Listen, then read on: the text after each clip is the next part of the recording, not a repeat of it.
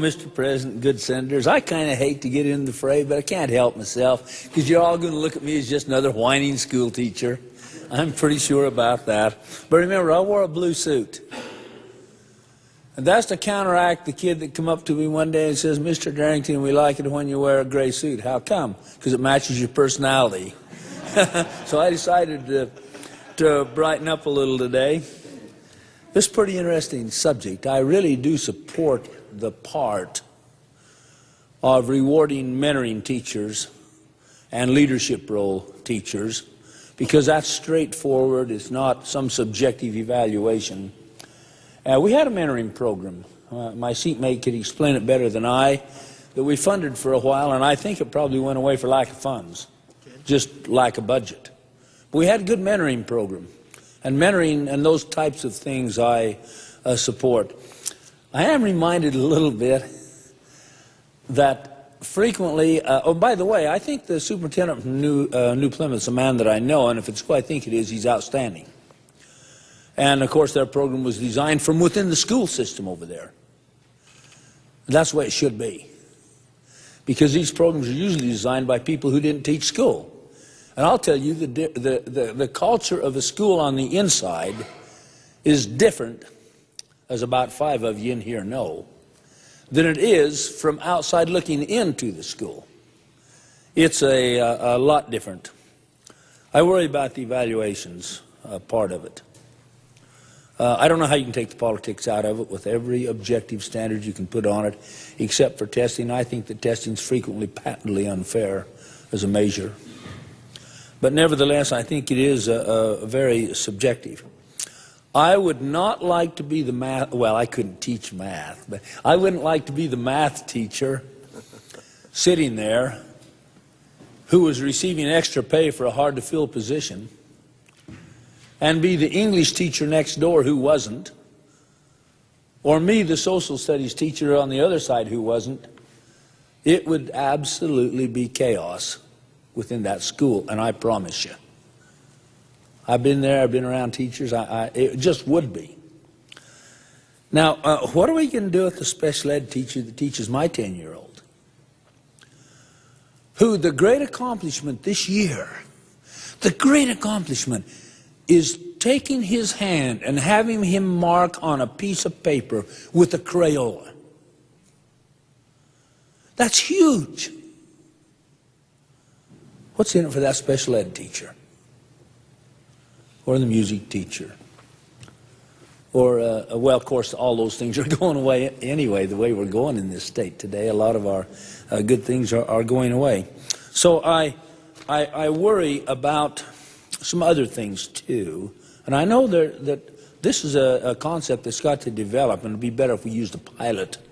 Maybe there is one in New Plymouth. They used a couple of pilots in other places of the state and then build on those pilots. But I'll tell you, there's parents out there listening right now who are saying to themselves, I sure wish they'd had this when Darrington was teaching. We could have got rid of him. and I'll guarantee you there's parents out there today who are saying, finally, I can get rid of that teacher. Because it's those that didn't like me that made the noise. It's not those that liked me. Now let me tell you another thing that's interesting that I've come to realize more and more and more as I've been away from the profession. I graduated at the turn of the century, believe it or not. I graduated at the turn of the century, so I've been away from a while. I run into people all the time that I taught in school. Last week in the Senate dining room, right out of the blue, guy comes up and says, you remember me? Well, I go through that all the time, and so do the rest of you who are teachers. And I do, and it reminds me of something. The greatest measure of the success of a teacher is not at the moment. It is down the road. It truly is. When the students come up to you and say, hey, we had a lot of fun in your class. Thanks for what you did for me. You made a little difference in my life. That's down the road. That's not measurable at the time. Now, you can't measure that ever, and that doesn't ever work into the equation. It can, but it's significant. It's also not especially rewarding to go out to the prison and find some that I taught in school, and some that are out there that ought not be there. I says, what are you doing here? He says, oh, he hung his head. He was a pretty good student. I remember he was about a B-plus student. By the way, they're the parents that hate you the most, is the one you give B's to. They truly hate you. I tell you from experience. If they get a D, they don't mind because they feel lucky. They didn't flunk. You know, but you give them a B, you're in trouble. But this kid was a good B student. He says, what are you doing here? And he told me this story, which wasn't true. And I says, come on. You didn't just receive a little stolen property. Well, he says, I received quite a bit of stolen property. He says, nah. What's the rest of the story? He says, well, I stole a little. No, you didn't go to prison for stealing a little. Well, he says, I stole a whole lot. I says, now we're getting to it.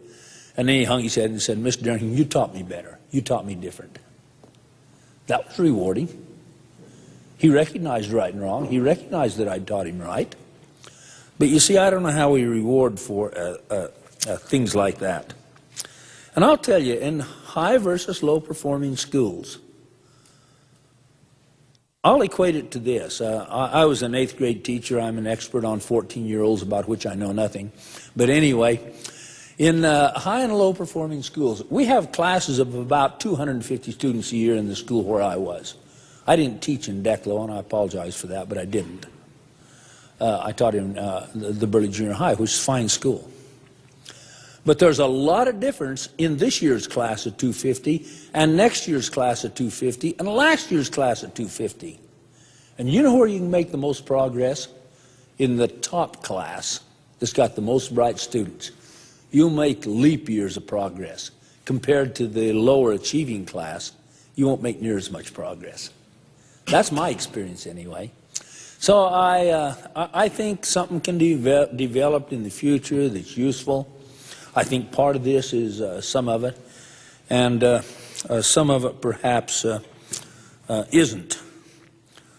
Let me conclude with this. The kid says, Mr. Darrington, you're the least boring of all my teachers.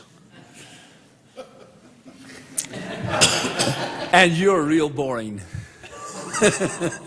His other teachers must have been awful. Mr. Chairman, members of the Senate, thank you. I think there's some food for thought here, but I don't think we're quite ready for this.